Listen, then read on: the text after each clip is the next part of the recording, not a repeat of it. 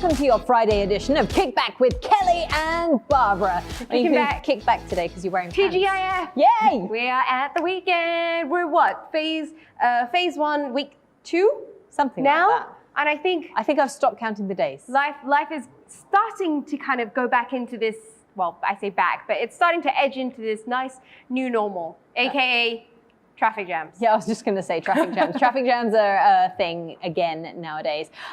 Exciting show coming up today. Today we're going to be discussing the 4-day work week. Is it something that you reckon Singapore could embrace and adopt? And would it work? Well, we're going to talk to the experts to find out. We've got James Walton from Deloitte joining us and also Charmaine Seah-Ong who'll be joining us in a few short moments. But before we get into all of that, Barbara, our giveaway for today. Giveaway. We've always got the best stuff for you. Homegrown local workout wear brand Kydra is giving away $20 vouchers. All you need to do is like and share the Get Active TV Facebook page, share Kickback onto your page, and don't forget to drop us a comment. Tell us who is that one friend that you can't wait to work out with again once all this is over and we can work out with friends again. You, Monet, I want to work out with you. Oh, she's so competitive though. I get really stressed when we work out together.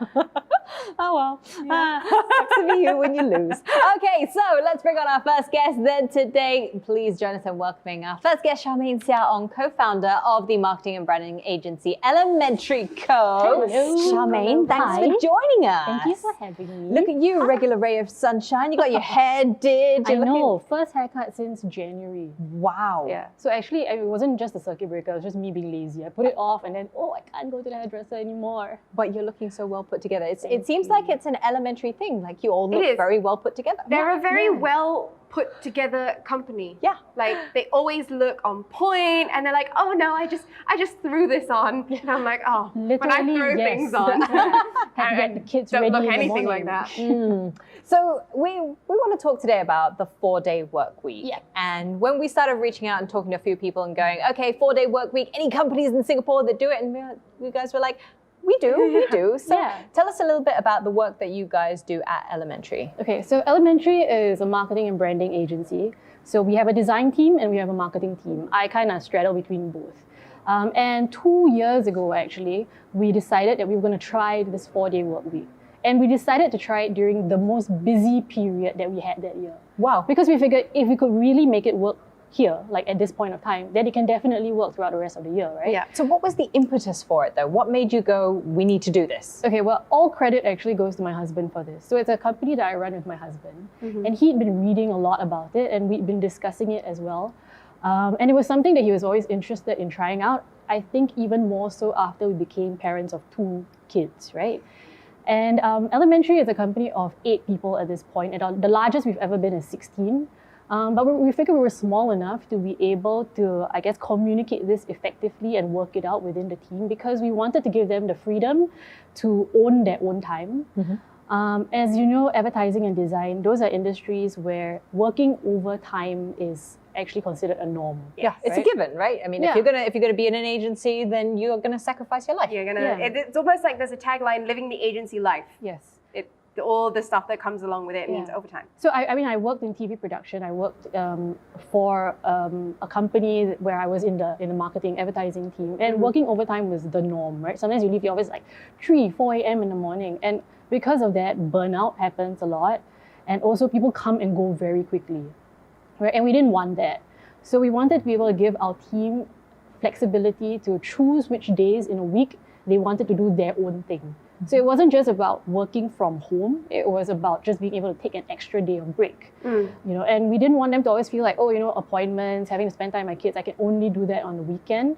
Having 2 children made us realize that things will come up. You'll need to take like maybe 2 hours off to bring your kid for a jab or something. You don't want to take a whole day off or a half day off.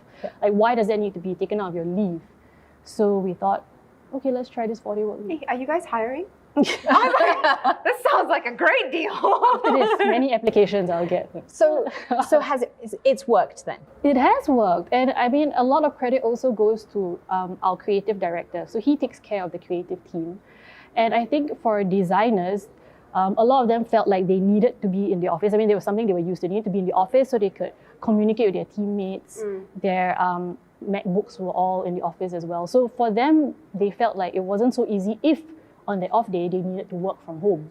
But we told them that you having this additional day off, we're not gonna interfere with it. We're gonna respect that day, so you can do whatever you want. It doesn't mean you have to be at home waiting for your boss to email you or call you and say like, I need help with this. It's a day that you can just go off and do whatever you want. So our creative director, he sat down with his team and then they worked out a schedule. So now, at the start of every week or even 2 weeks before that, they put it into their calendars, which days they're going to be taking off. They work that out, they discuss it as a team. And so the whole company knows which day I'm off, which day my husband is off or whatnot. So is it something whereby everyone gets the weekend off and then it's just one day during the week, or does it kind of, here are 7 days, pick 3? Okay, so I know companies that do it in a way that everybody in the company gets the same day off a week. Say Fridays, everybody only works half a day or something like that. Yeah. But we wanted to give them the flexibility to choose. Yeah, so on top of Saturday and Sunday, they have an additional day off in the week that they can do their own thing. So for that extra day off, is it a case of like, on top of Saturday and Sunday, they get an extra day? Or is it, here are 7 days, pick 3, whichever 3 you want?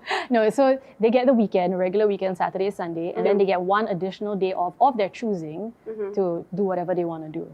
And logistically, how does it work? Like, I mean, so we all have a shared calendar in the office, right? We use Google Calendar. And we plan it in advance. So at least a week before, we would have put in the days that we're going to be off already. So it takes a fair amount of planning then and foresight from the organization to say, okay, this is what we're going to do and this is how we're going to roll it out. Yeah, I mean, I think everybody needs to be responsible and mindful of not just their time and their needs, right? But then that of their co-workers as well. So if you know you have deadlines coming up or a bigger project, then it's up to them as teams to manage that as well and discuss and say like, okay, we need to do this. Can you cover for me on this day, or do we get it done before that? You know, how are we going to arrange our time so that none of us are taking on extra work? So I know that you are a relatively small company, but I feel like within that, taking that sort of team atmosphere and that team environment, I feel like this practice could be replicated in a larger organization as long as everyone is looking at a team sort of level. If anyone were to be implementing this as a company that has already done this successfully, what is the one key tip that you think would be important for someone to also try and adopt this? One key tip, I think having very open channels of communication is very important, you know, because you need to be able to feel comfortable enough to tell your boss, your team manager, hey, these are the things that I need to do. I can't cope with this, or I might need this day off because I have something to do. And how do we then as a team work around that, right? So it's really about talking to each other all the time to make sure that the team is never suffering because somebody isn't around. You know, so one of the things that we decided early on was that there always needs to be 2 designers in the office. Right? We have to have that many people in the office for the creative team to run efficiently, you know, so that clients don't say like, hey, where's my work, right? Or like, oh, then we can't say like, oh, because she's off, you know. So they need to be able to cover for each other. Yeah. So I mean, and that is a very simple rule, right? 2 designers in the office, okay, they get that. So they always make sure that when they plan, they provide for that. Very interesting. Okay, so we're going to take a short break, but when we return, we're going to bring in someone who has a bigger organization perspective, and we're going to be chatting about whether a 4-day work week would work for Singapore at large. Don't go away. This is Kickback with Kelly and Barbara.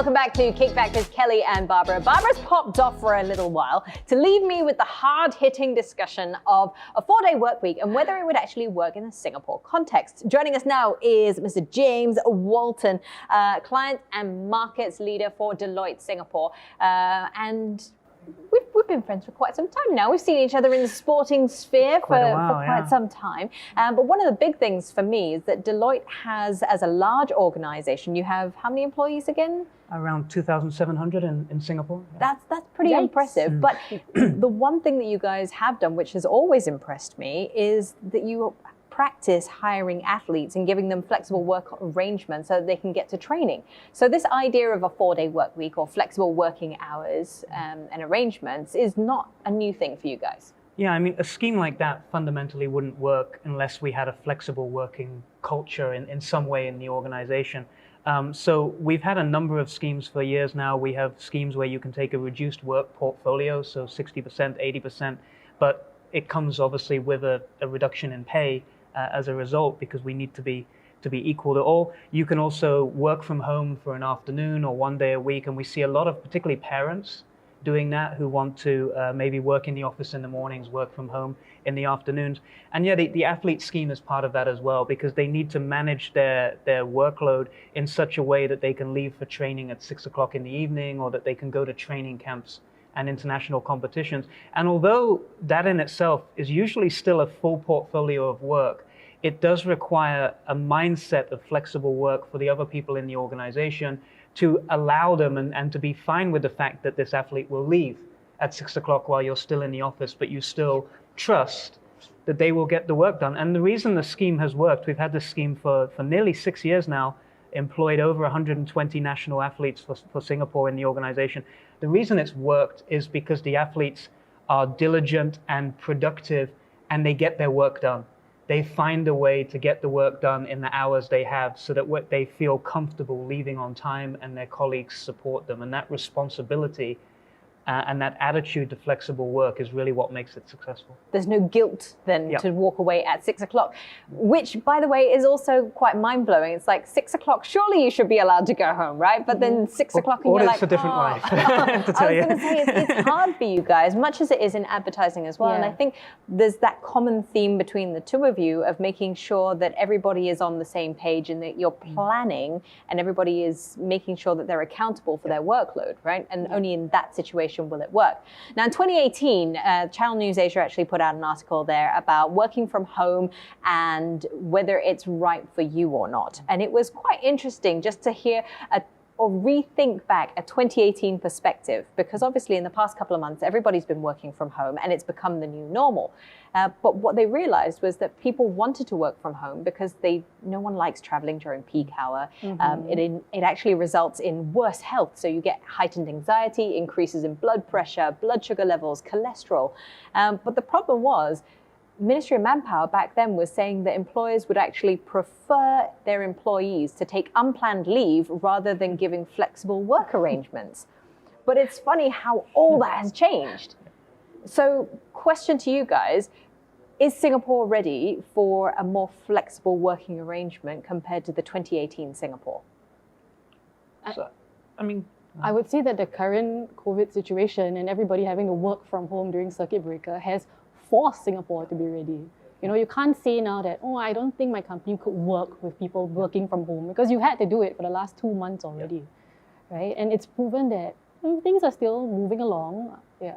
So I think it is. It's the employer attitude has changed because there wasn't the trust before, to your point, that it was always, I'm not sure if I trust that person to work from home. So honestly, even for ourselves, we say you can apply for the schemes, but whether or not you get accepted for the schemes depends on your boss. On your boss. So your boss may look and say, I'm not sure about that person, or you have to work here a little while. That trust element wasn't there. But I think the flip side of that as well is I think a lot of employees didn't want it before. For whatever reason, they didn't feel they were being productive at home, and productivity is still important. I still have to get my job done whether I'm at home or in the office, or there's too many distractions. Or when home-based learning came in, a lot of my employees were like, okay, I was productive at home, but now with the kids around, I can't be productive at home anymore. Adding home-based learning to the mix is a whole other thing altogether, a whole different discussion. Actually, I think just having your kids around is all, like, I'd watch my husband trying to juggle being a parent Yeah. and working from home, and he's had like massive project deadlines during this period, and it's been very, very difficult. Yeah. So from a large organization's perspective, how did that all pan out? Well, we've tried to help as well. I mean, the good thing in Singapore is, and this is something that may help in this regard, is that a lot of people do have helpers. And a lot of people have their family around them to assist in taking care of the kids, which in a lot of European countries, Western countries, is not the case, and is one of the challenges in those kind of locations. But we also tried, for example, during the school holidays and even during the HBL period, we tried to encourage more flexibility, work whatever hours you need to work. If you need to do your kids' HBL at a certain time, do it. And we even organized activities. We had competitions for the kids, art competitions, singing and dancing talent competitions, things like that, to keep the kids entertained during the circuit breaker holidays while they're locked in at home without even home-based learning. That's pretty cool, and I think it's a great step that large organizations can start doing as well, just to try and keep that engagement going and making sure that your employees are still productive from home. I mean, we did a brief poll online in a very official format, Instagram. And the general feedback, 4-day work week, would it work in Singapore, yes or no? The general feedback is that people want it. But one of the largest concerns that kept on coming up was that people were afraid that their employers would still expect them to cram in as much work just in less hours, and potentially also reducing the pay because they're working for less hours. Do you think that would be the case if you're to look at a big picture point of view? It depends a lot on what industry you're in. Obviously, if you're in an industry like retail, or if you're in an industry like manufacturing and you're literally on a production line, then your productivity is tied to the number of hours where you work. In a lot of office and creative jobs, it isn't necessarily, and a lot of people waste a lot of time in the office. You take breaks, social media, hanging out by the water cooler, all those kind of things. It's true. And the experience is, if you have to cram your work into 6 hours, as was the case when they did experiments in Sweden and other places, people spend less time on social media. They spend less time in meetings that don't need to be meetings. They get to the point a lot quicker. So it can happen. But the big debate is, if we went to a 4-day working week, would we pay for 4 days, or would we pay the same pay that we pay now on 4 days? And I think that kind of debate, particularly in a Singapore context where we're all about condos, cars, credit cards, and all that, may lend towards more the kind of flexible work arrangements of work from home 1 day a week, or fit your work into whatever hours you want to fit to. Seems to be something that fits a little bit better than the idea of having 1 day less work and 1 day less pay. So then, from your position then, Charmaine, of someone who has implemented the 4-day work week, did that get reflected in salaries, or how did that work? So salaries didn't change. So we essentially kept salaries consistent, right? We haven't reduced anyone's salary. They just work less days. But so before coming on this show, I actually asked the team, because I can say all of this from their boss's point of view, but I really wanted to know how they felt about the 4-day work week and whether they felt that it's been beneficial to them. And all of them said, yes, it has been, because number one, they feel respected and trusted as an employee. They know that we trust them to do the work and to finish it in the time that's been given to them. But having less time, because they want to have that off day, forces them to then work more productively. And it's been a good thing, because otherwise they spend time, and they've admitted they spend time shopping online, going out for longer tea breaks. Sometimes they walk for ice cream breaks, things like that. So all of that has been reduced, and it's not like they are slaving away their laptops. They're just working more efficiently. They're more focused because they want to get it done faster so that they can then enjoy that full day off. More energy, less sick days, all those kinds of things come out when it works. They hardly take sick days, in fact. Ever since we've implemented this, the number of MC days has dropped drastically. And they really appreciate it because they feel like they have time to rest so they don't get burnt out, but also so that they can actually pursue their interests. So for a lot of our designers, they like to do little small side gigs on the side, So they have, I think, more time and more room to express their creativity. And it's when they're doing that they get inspired for work, So they come back to work and they are more refreshed, and they are happy to do the work that they've been given, because they don't feel like, we've just been slave driving them. Fair enough. Okay, well, thank you very much for sharing your thoughts. It's now that point in the show, though, where we're going to have a little challenge thrown their way. So each of you can take one of these. There we go. It's more stressful than the actual interview. Okay, so yeah, oh, goodness me, there we go. We're going to give you an eraser just in case. Okay, I'm going to give you guys a word which relates to the working world in sort of like an office context, and then you have to try and write out what it is you think that means. Ooh. Okay, so for example, if I give you the word back end, what do you think? You want me to write it? I just want you to tell me. So back end to me means the back office and the bit that you don't see behind the scenes. That is exactly right. Okay, so this is what we're going to do. I'm going to throw you a word and then you have to write out and we're going to compare. Are you ready? The first word is big picture. It's a management key word. You're giving this to a consultant. Yeah. What is the big picture, James? You tell me. Okay, ready? 2 secs. My handwriting is also not readable, so I might claim it says anything. You guys are really going all out. Okay, come on. Big picture. Let's have a look. James I says have holistic, all things considered. I have overall view, long term. Long term. Okay, the definition I have, the ultimate goal and the main idea. There we go. That's not too bad. Okay, this is something that we hear all the time. Guys, we need to get your buy-in. What exactly is buy-in to you? What is buy-in? Let's see. It's not like buying in, like getting a delivery. Yeah? Right now I buy in. Support and commitment, agreement. Actually, both of you are right. We've actually got exactly there, the support and commitment to and agreeing as an organization. So good combine job. our answers. You are combining your answers and being a holistic overall big picture view. Well, that's all we've actually got time for, guys. James, you are going to be changing into your workout gear. Yes. As an avid runner, you're going to be bringing us through some exercises for us to help our legs strengthen out a little bit more. Charmaine, thank you so much for sharing about what you guys have done at Elementary. Don't go away. We're going away for a short break. Remember to take part in our contest online as well and tell us exactly who you are looking forward to get working out with when this whole thing eases up. Let us know. You can walk away with Kydra vouchers. This is Kickback with Kelly and Barbara. Don't go away.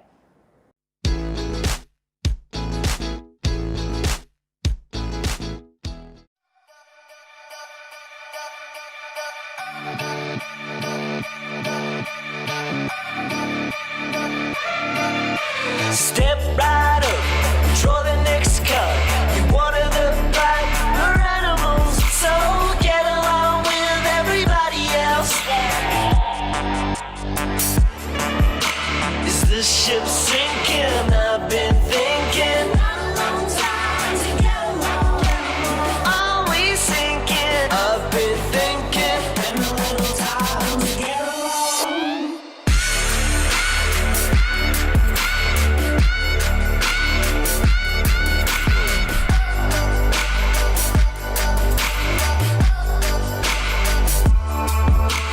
One of these days you're gonna be. One of these days.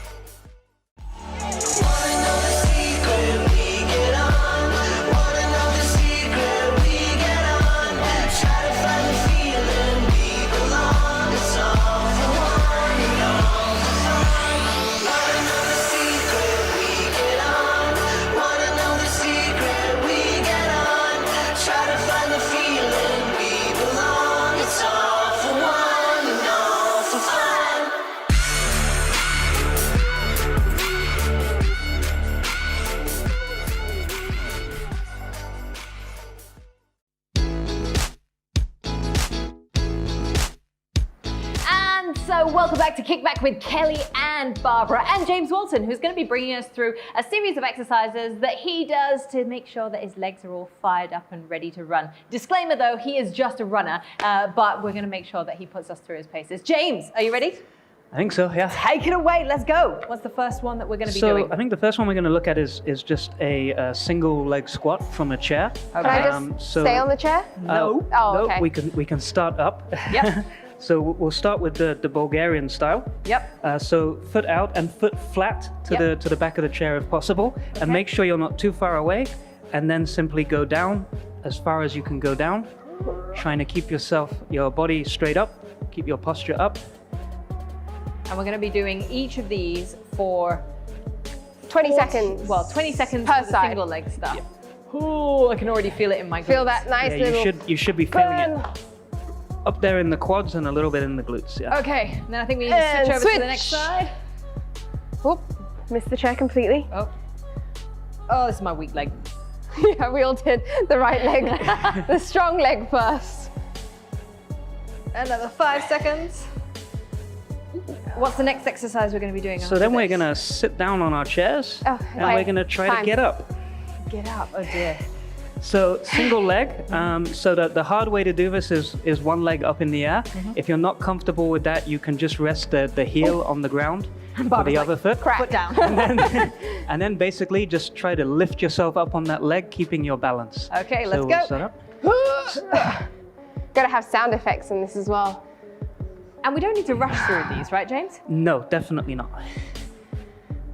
In my experience, if you rush at the start, it gets much worse as you go on. And this is, I mean, also really good rehab stuff, right? Single leg work is always good. And switch. Switch legs. It's very good rehab stuff, and it's also something that MCCY has been promoting for the elderly Yes. as a good way of just, whether it's single leg initially or double legged, just to be active by getting up and down out of your chair. And I guess it's a good way, especially when you're older, to make sure that you are getting up and out of your chairs. Okay, so we're done with the chairs. Let's scoot those off out. What's the next exercise? Side to side lunges, yeah. Side to side lunge. Ariana Okay, here we go. So Ariana foot is Grande. You face. can go in front. Okay. Which way are we going first? Right. To the right. So we're going to do 20 again. We're going to step out. Go nice and low. Try to keep a straight line down the left side. Oh, good. Back in. In. And out again. And again, we'll do 20 seconds in each direction. Should feel a bit here on the groin.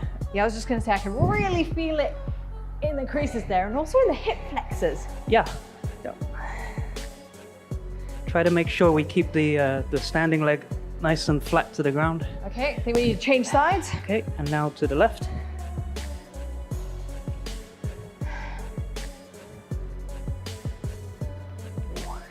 Last one, I think. That cracking noise is me. Okay. Then after this. Okay, Next so one. now we're going to do skater hops. Okay. So there's a version of this that will be high energy, which we'll do. There's also a safe version if you're not onto bouncing on your feet, which is literally to step behind. Step behind. Get nice and low so that you're really reaching. And if you want to do the high energy version, then effectively you keep your leg up. Oh. Balance. Whoa. Almost kind of shaking a little bit on that leg. Yeah. And hop, literally hop from one leg to the other, getting nice and low. Ooh. We're not doing it in sync anymore. We are not going to make a Okay, successful last boy one. band Come on, anytime guys. Let's soon. put in some work. Come on. We can get coordinated. We can get coordinated. Oh, okay. Other way. Here we go. We're trying. To the right. It's not true what they say about sisters, is it? There's No. really there's no symmetry there. Absolutely not. James, thank you so much for providing us with one of your workouts, which is always nice to see because everybody has something different that they are doing at home as well. So it's good to see a good variety. So thanks for joining us on the show today. No, thank Remember you to for make having sure me. that you join us again next week. We've got a great lineup of guests coming your way on Kickback with Kelly and Barbara. That's so right. Make sure you join us again next week. That's now that we've had our workout buddy with us, do not forget to tag us and tell us who is your workout buddy that you can't wait to work out with once all this is over. And you might just walk away with vouchers from Kydra. Alrighty, we'll see you again next week. Have fun. Bye-bye.